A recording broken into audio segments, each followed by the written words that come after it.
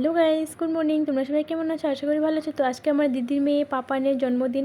আমরা সবাই যাবো বলে মত করেছিলাম। তো আমি কাপড়গুলো আয়রন করে নিচ্ছি ভালো করে, তারপরে আমি মুখ টুক দিয়ে রেডি হতে এসে পড়ে গেছি। তারপর রেডি হয়ে নিলাম। কেমন লাগছে তোমরা অবশ্যই জানাবে আমাকে।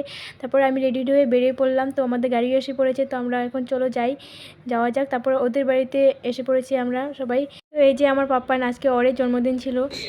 তো এখন ওর কাটিং হবে এখন ওর জন্মদিনের। তো তোমরা সবাই দেখতে থাকো। Happy birthday to you, happy birthday to you, happy birthday to you, happy birthday.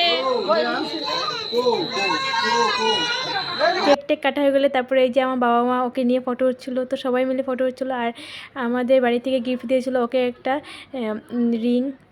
তো ওটা একদমই পছন্দ হয়েছিল না মনে হচ্ছিলো দেখে ওকে। তারপরে আমরা খাওয়া দাওয়া করার পর রেস্ট নিচ্ছিলাম, তারপরে আমরা বাড়ি চলে এসেছিলাম।